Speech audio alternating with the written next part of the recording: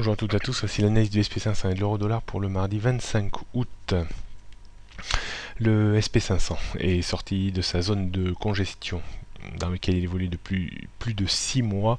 Lors de la rupture de 2030 points, la sanction a été à la hauteur un petit peu de la phase de compression que l'on avait eue dans cette zone.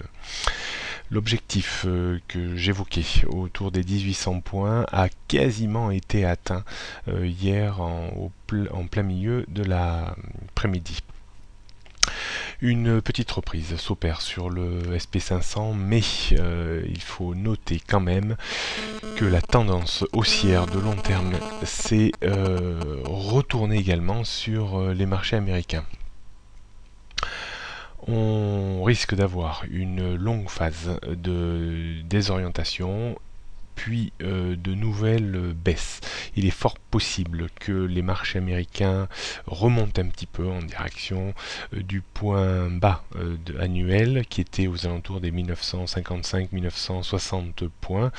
Dans le meilleur des cas, on pourra avoir un pullback vers 2000-2020 points.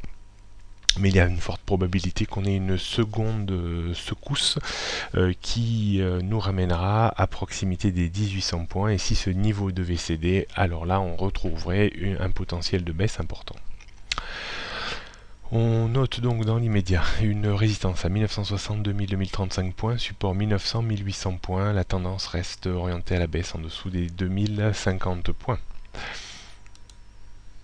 Du côté de l'euro-dollar, les cambistes tablent sur un non-relèvement immédiat des taux d'intérêt US et rachètent de l'euro-dollar.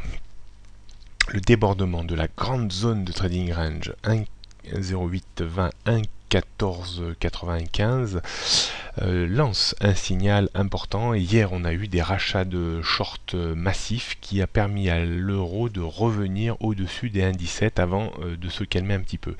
Ce matin on reste au-dessus de la zone de support maintenant, 1,1480, 1,1530.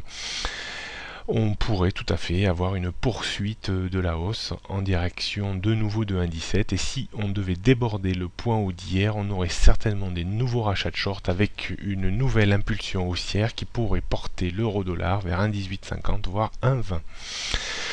Pour casser un petit peu le régime de reprise de l'euro-dollar, il faudrait dans un premier temps repasser en dessous de 1,1480 voire 1,14.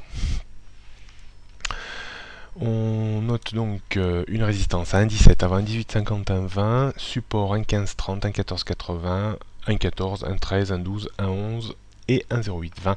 Tendance, je marquais baissière en dessous de 1,1530. On va peut-être changer cet avis et refaire passer la tendance haussière au-dessus de 1,14, 1,1480. On va attendre quelques jours encore.